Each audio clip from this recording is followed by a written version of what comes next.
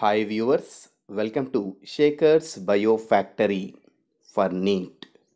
Sexual reproduction in flowering plants with pollen pistil interaction.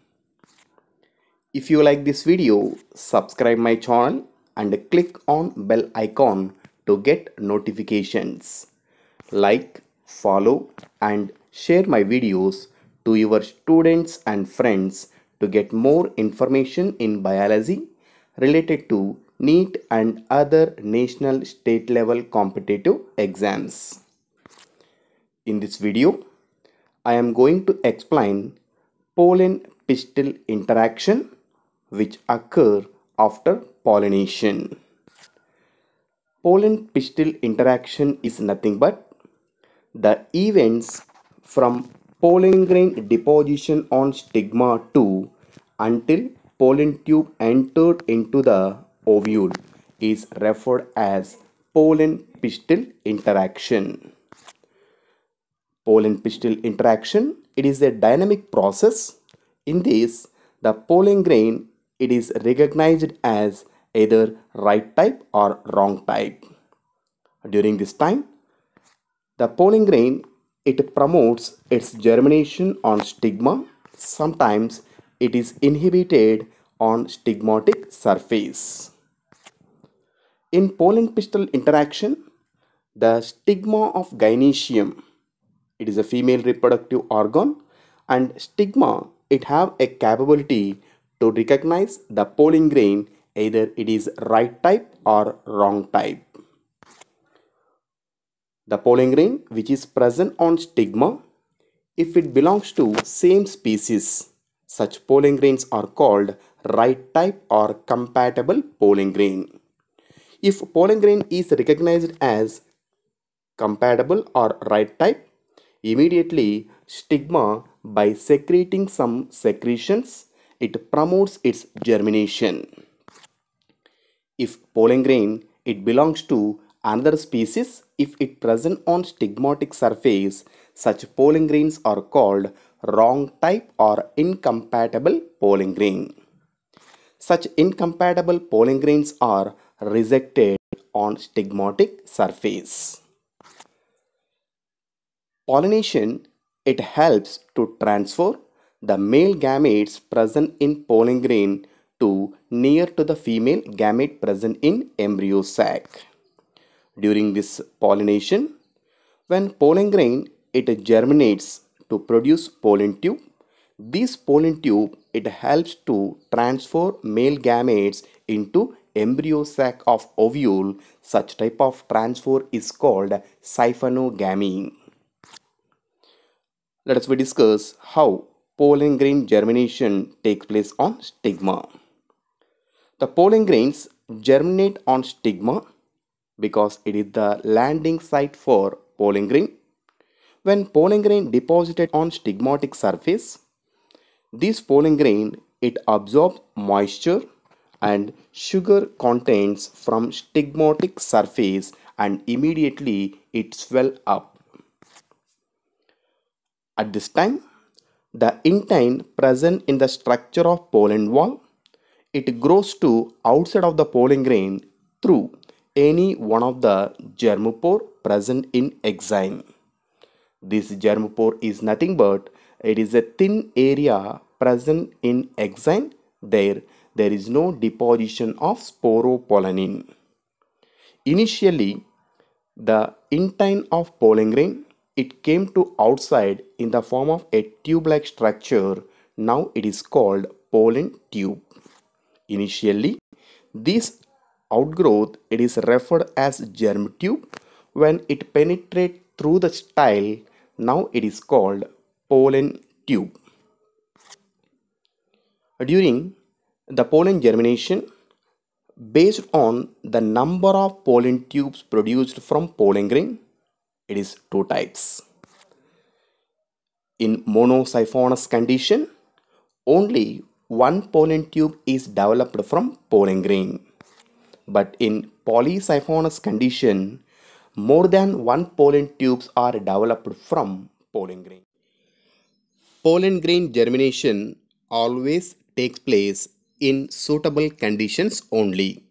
Now we discuss what are the conditions needed for pollen germination.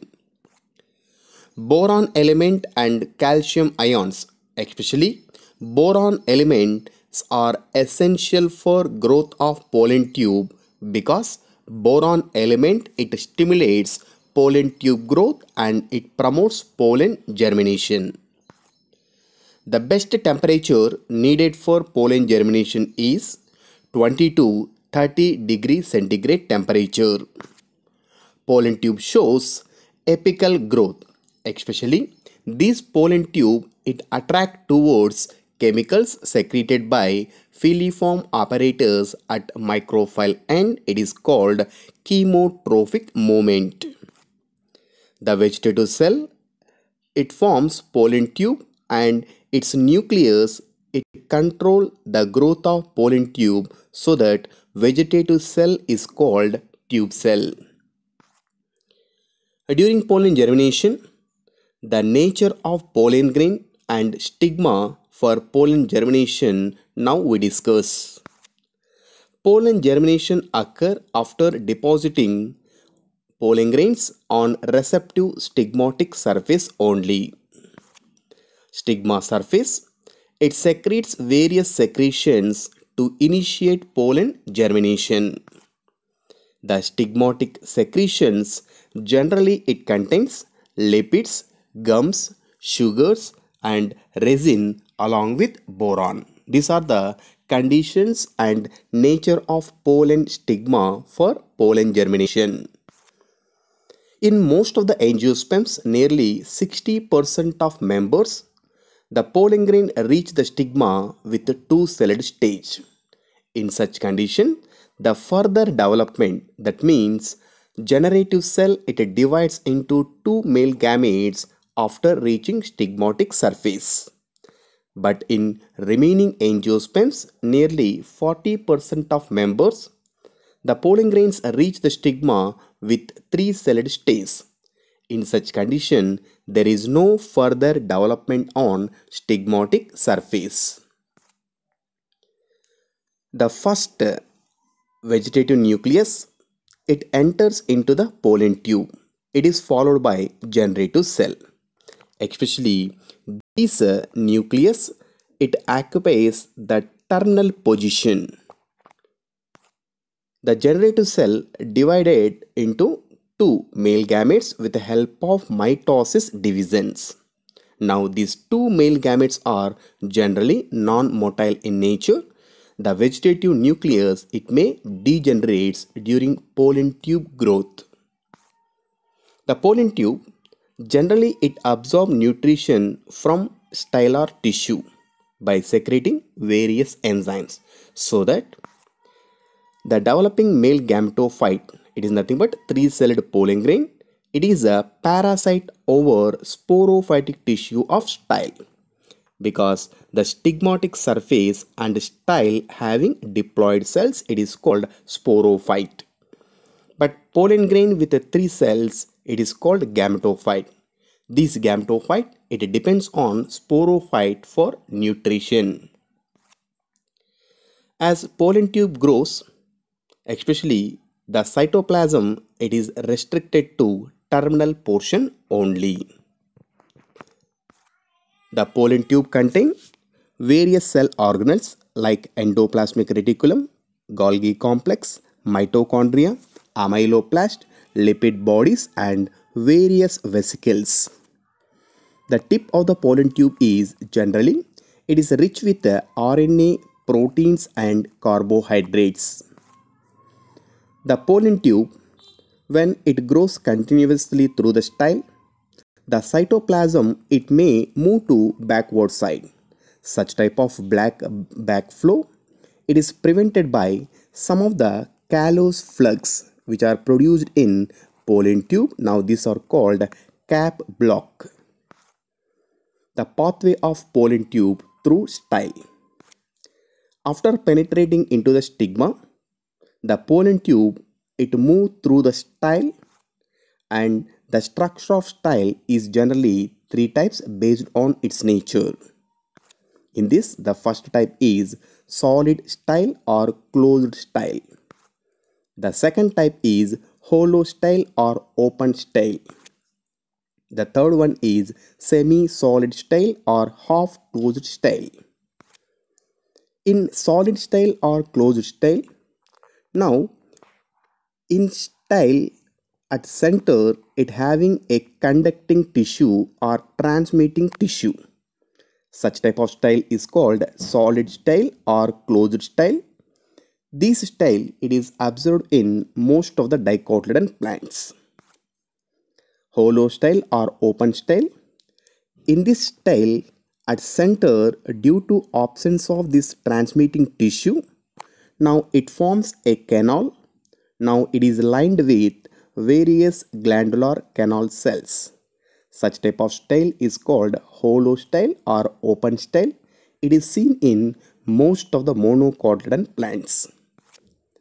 In semi-solid type or half-closed style, in this style, it is partially solid because of a transmitting tissue at one end, and another end, this transmitting tissue is absent to form canal. Such type of style is called semi-solid style or half-closed style. It is seen in Cactaceae members. During the growth of pollen tube through the style, the vegetative nucleus it will degenerate generally. Finally, two male gametes are present at the tip of the pollen tube. Pollen tube reach the locules and ovary for fertilization. Depending upon the nature of entry of pollen tube into ovule, these entry methods are three types. The first type is porogamy. The second type is chalazogamy. The third type is mesogamy. In porogamy, the pollen tube enters into the ovule through microphylar end. Now such entry is called porogamy. It is the common type of pollen tube entry in most of the angiosperms. In chalazogamy, the pollen tube it enters into the ovule at the chalazal end. Now it is called chalazogamy. Such type of chalazogamy it is seen in Casuarina members. The third type is mesogamy. In this type, the pollen tube it enters into the ovule through integuments, sometimes through funicle. It is called mesogamy. Example for mesogamy is cucurbita. These are the three methods of pollen tube entry into ovule. The events from pollen grain deposition on stigma 2 until the pollen tube enter into the ovule, all these events are generally referred as pollen pistil interaction. Thank you for watching. If you like this video, subscribe my channel, like and share my videos to your students and friends.